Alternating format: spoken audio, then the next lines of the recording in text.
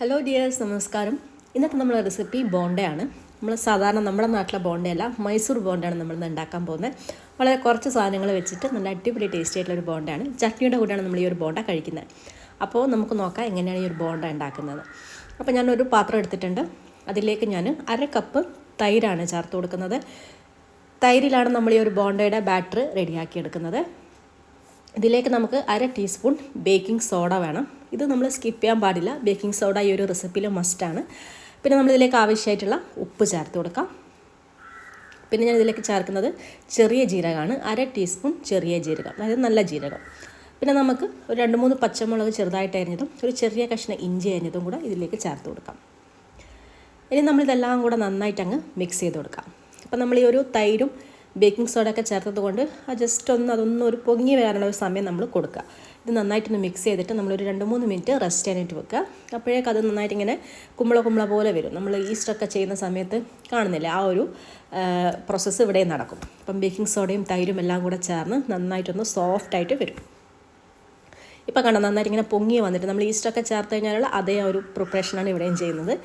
അപ്പോൾ നമ്മൾ ഇത് നന്നായിട്ട് മിക്സ് ചെയ്തതിന് ശേഷം ഇനി നമുക്കിതിലേക്ക് 1 കപ്പ് വെള്ളം ഒഴിക്കാം. വെള്ളവും കൂടെ ഒഴിച്ച് നന്നായിട്ട് മിക്സ് ചെയ്യാം. ഇനി നമ്മളിതിലേക്ക് ചേർക്കാൻ പോകുന്നത് മൈദപ്പൊടിയാണ്. അപ്പോൾ 1 കപ്പ് വെള്ളം ഞാനിപ്പോൾ ചേർത്തു. ഇനി നമുക്ക് പൊടി ചേർത്തതിന് ശേഷം വേണമെങ്കിൽ വെള്ളം ചേർത്താൽ മതി. ഞാനിവിടെ എടുത്തിട്ടുള്ളത് 1.5 കപ്പ് മൈദയാണ്. 1.5 കപ്പ് മൈദക്ക് 1 കപ്പ് വെള്ളം ഓക്കെ ആയിരിക്കും. ഇനി അഥവാ തിക്ക് കൂടുതലാണെങ്കിൽ കുറച്ചുകൂടെ വെള്ളം ഒഴിച്ച് കൊടുക്കാം. ഈ ഒരു ബാറ്റർ കുറച്ച് ലൂസായിട്ടാണ് ഉണ്ടാവുക. നമ്മൾ സാധാരണ നമ്മുടെ നാട്ടിലെ ബോണ്ട പോലെ ആ ഒരു ബാറ്റർ പോലെയല്ല, ഇച്ചിരി ലൂസായിട്ട് വേണം. അപ്പോൾ അതിനനുസരിച്ച് നമ്മളിത് മിക്സ് ചെയ്തെടുക്കാം. ആദ്യം ഞാൻ സ്പൂൺ വെച്ചിട്ട് നന്നായിട്ട് ഇങ്ങനെ മിക്സ് ചെയ്തെടുക്കുന്നുണ്ട്. സ്പൂൺ വെച്ചിട്ട് തന്നെ നിങ്ങൾക്കിത് ഫുള്ളായിട്ട് മിക്സ് ചെയ്തെടുക്കാം. പക്ഷേ നമ്മളിത് കൈ വെച്ചിട്ട് ചെറുതായിട്ടൊരു പ്രയോഗമുണ്ട്. അതുകൂടെ ചെയ്ത് കഴിഞ്ഞാൽ മാവ് നല്ല കറക്റ്റ് ആ ഒരു പാകത്തിൽ കിട്ടുള്ളൂ.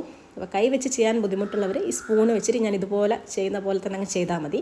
നന്നായിട്ട് ഇങ്ങനെ അടിച്ചെടുക്കാം. നമ്മൾ ഇഡ്ഡലി മാവൊക്കെ ചെയ്യുന്നില്ല, ആ ഒരു രീതിയിൽ ഇങ്ങനെ സ്പൂൺ വെച്ചിട്ട് നന്നായിട്ട് മിക്സ് ചെയ്തെടുക്കാം. പക്ഷേ എനിക്ക് സ്പൂൺ വെച്ചിട്ട് എനിക്ക് ചെയ്യുമ്പോൾ അത്ര ശരിയാവില്ല. അപ്പോൾ ഞാൻ കൈ വെച്ചിട്ടാണ് ചെയ്യാൻ പോകുന്നത്. കൈ നന്നായിട്ട് കഴുകി വൃത്തിയാക്കിയതിന് ശേഷം മാവ് നമ്മൾ കൈ വെച്ചിട്ട് ഇതുപോലെ ഇങ്ങനെ അടിച്ചെടുക്കാം. നമ്മൾ വെള്ളയപ്പത്തിനും ഇഡ്ഡലിക്കൊക്കെ മാവ് റെഡിയാക്കുമ്പോൾ ഇതുപോലെ ചെയ്യും. നമ്മൾ കൈ കൊണ്ട് ചെയ്യുമ്പോൾ നമ്മളെ മാവ് പുളിച്ച് വരാനൊക്കെ എളുപ്പമാണ്. അപ്പോൾ അതിന് വേണ്ടിയിട്ടാണ് നമ്മൾ കൈ വെച്ചിട്ട് നമ്മൾ ചെയ്യുന്നത്. കയ്യിലെ ഒരു ബാക്ടീരിയ കൊണ്ട് നമ്മൾ മാവൊക്കെ പെട്ടെന്ന് സോഫ്റ്റ് ആവാനും പുളിച്ച് വരാനൊക്കെ സഹായിക്കും. അപ്പോൾ ഞാൻ കൈ വെച്ചിട്ട് നന്നായിട്ട് തന്നെ ഇതുപോലെ നന്നായിട്ട് നമ്മൾ മിക്സ് ചെയ്തെടുക്കാം. നല്ലൊരു ഫ്ലഫി ആയിട്ട് വരണം മാവ്. കണ്ട, ഈ ഒരു പാകത്തിന് വേണം നമുക്ക് മാവ് ഉണ്ടാവാൻ.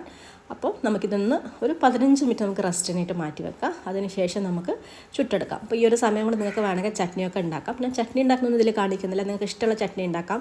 തേങ്ങാ ചട്നി ഉണ്ടാക്കാം, തക്കാളി ചട്നി ഉണ്ടാക്കാം. അതൊക്കെ ഓരോരുത്തരും ഇഷ്ടം പോലെ ചെയ്യാം. ഇനി നമുക്കിത് ഫ്രൈ ചെയ്യാനുള്ള സമയമായി. അപ്പോൾ ഞാനിതാ ചീനച്ചട്ടിയിൽ എണ്ണ വെച്ചിട്ടുണ്ട്. അപ്പോൾ ജസ്റ്റ് ഇങ്ങനെ കുറച്ച് മാവിട്ടിട്ട് ഇങ്ങനെ ചൂടായോ നോക്കുക. ഇങ്ങനെ നന്നായിട്ട് തന്നെ പൊങ്ങി വരുന്നുണ്ടെങ്കിൽ എണ്ണ കറക്റ്റ് ചൂടായി എന്നാണ് അർത്ഥം. അതിനുശേഷം നമ്മുടെ കയ്യിലേക്ക് ഇങ്ങനെ കുറച്ച് മാവ് എടുത്തിട്ട് ഇതുപോലെ അങ്ങ് ഇട്ട് കൊടുക്കാം. ഈ ഒരു രീതിയിൽ ഇട്ട് കൊടുക്കാം. അപ്പോൾ നന്നായിട്ട് ഇങ്ങനെ പൊങ്ങി വരും. കേട്ടോ, കഴിയുന്നത് ഇങ്ങനെ ഒരു ബോൾ ഷേപ്പ് പോലെ ആക്കാൻ ശ്രമിക്കാം. അത് നമ്മളിങ്ങനെ ഇട്ട് കൊടുക്കുമ്പോൾ തന്നെ ആ ഒരു ഷേപ്പിലായിട്ട് വരും. എന്നാലും നമ്മളങ്ങനെ ശ്രദ്ധിച്ചിട്ട് ഇട്ട് കൊടുക്കാം. അപ്പോൾ നമുക്ക് മാക്സിമം എത്ര ഇടാൻ പറ്റുമോ അത്രയും നമ്മൾ ഇട്ട് കൊടുക്കാം. ഇതിപ്പോൾ ചെറിയ ചീനച്ചട്ടി ആയതുകൊണ്ട് നമുക്ക് ഒരുപാടൊന്നും ചെയ്യാൻ പറ്റില്ല. എന്നാലും ഞാൻ മാക്സിമം ഇട്ട് കൊടുത്തിട്ടുണ്ട്. അപ്പോൾ ഈ ബേക്കിംഗ് സോഡ ഒക്കെ ചേർത്താണെങ്കിൽ നന്നായിട്ട് ഇങ്ങനെ പൊള്ളച്ച് വരും. അപ്പോൾ അതായത് നമുക്കിങ്ങനെ ഒരു സൈഡ് ആകുമ്പോൾ മറ്റേ സൈഡ് ഇങ്ങനെ മറിച്ചിട്ട് കൊടുക്കാം. തീ മീഡിയം വെച്ചിട്ട് വേണം നമ്മളിത് ചെയ്യാൻ വേണ്ടി, അല്ലെങ്കിൽ പെട്ടെന്ന് കളർ മാറി ഇതായിപ്പോവും. ഒരു മീഡിയം തീയിൽ വെച്ചിട്ട് നമ്മളിത് വേവിച്ചെടുക്കുക. ഉണ്ടാവും ഈ ഒരു രീതിയിലാണ് ഉണ്ടാവുക. കാണാൻ നല്ല ഭംഗിയാണ്, കഴിക്കാനും ഒരു വെറൈറ്റി ടേസ്റ്റാണ്. നമ്മൾ സാധാരണ ബോണ്ട പോലെയല്ല. സാധാരണ ബോണ്ട നമ്മൾ പൊട്ടറ്റോ ഫില്ലിംഗ് ഒക്കെ വെക്കുമല്ലോ. ഇതിൽ നമ്മൾ വേറെ ഒന്നും നമ്മൾ ചേർക്കുന്നില്ല. ഉള്ളി വരെ നമ്മൾ ചേർത്തിട്ടില്ല. അത്രയും സിമ്പിളാണ്. അപ്പോൾ അതങ്ങനെ നമ്മളിങ്ങനെ തിരിച്ചും മറിച്ച് വിട്ട് നന്നായിട്ടത് ഫ്രൈ ചെയ്തെടുക്കാം. നല്ലൊരു ഗോൾഡൻ കളർ ആകുന്നത് വരെ ഫ്രൈ ചെയ്യണം. മൈസൂർ പോയിട്ട് ഈ ഒരു ബോണ്ട കഴിച്ചിട്ടുള്ളവരുണ്ടെങ്കിൽ വീഡിയോൻ്റെ അടിയിൽ ഒന്ന് കമൻറ്റ് ചെയ്യണം കേട്ടോ. അപ്പോൾ എനിക്ക് തോന്നുന്നു മൈസൂരിൽ പോയിട്ടുള്ളവർ ഒരു പ്രാവശ്യമെങ്കിലും ഈ ഒരു ബോണ്ടൊക്കെ കഴിച്ചിട്ടുണ്ട്. കാരണം അവിടെയൊക്കെ സ്ട്രീറ്റിൽ എപ്പോഴും ഇതിങ്ങനെ വെക്കുന്നത് കാണാമല്ലോ. അപ്പോൾ അതാ നമ്മൾ ബോണ്ട ഇവിടെ റെഡിയായി നല്ലൊരു കളറായിട്ടുണ്ട്. ഇനി നമുക്കിത് എണ്ണയിൽ നിന്ന് മെല്ലെ കോരി മാറ്റാം. അപ്പോൾ നമ്മൾ ഫസ്റ്റ് ബാച്ച് ബോണ്ട റെഡിയായി. ഇത് നമുക്കൊരു പാത്രത്തിലേക്ക് മാറ്റാം. ഞാനൊരു ടിഷ്യൂ ഇട്ട് കൊടുത്തിട്ടുണ്ട്, കൂടുതലായിട്ടുള്ള എണ്ണയൊക്കെ അങ്ങ് പോകാൻ വേണ്ടിയിട്ടാണ്. ഇനി ഇതുപോലെ തന്നെ നമുക്ക് ബാക്കിയുള്ള മാവും ചുട്ടെടുക്കാം. അപ്പോൾ അതാ ഞാൻ രണ്ടാമത്തെ ബാച്ച് ഇട്ട് കൊടുത്തിട്ടുണ്ട്. ഇത് പെട്ടെന്ന് റെഡിയാകും കേട്ടോ. അങ്ങനെ ഒരുപാട് സമയമൊന്നും ആവില്ല, പെട്ടെന്ന് വെന്ത് വരും. അപ്പം ഞാൻ ബാക്കിയുള്ളത് ഇതുപോലെ തന്നെ എല്ലാം ഫ്രൈ ചെയ്തെടുക്കുന്നുണ്ട്. അപ്പം നമ്മുടെ രണ്ടാമത്തെ ബാച്ചും റെഡിയായി. ഇത്രയേ ഉള്ളൂ. വളരെ സിമ്പിളാണ് മൈസൂർ ബോണ്ട ഉണ്ടാക്കുക. അപ്പോൾ എല്ലാവരും ട്രൈ ചെയ്ത് നോക്കാം. ഞാനിവിടെ തേങ്ങാ ചട്നിയാണ് ഉണ്ടാക്കിയിട്ടുള്ളത്. നിങ്ങൾക്ക് ഇഷ്ടമുള്ള ചട്നി ഇതിൻ്റെ കൂടെ കഴിക്കാം.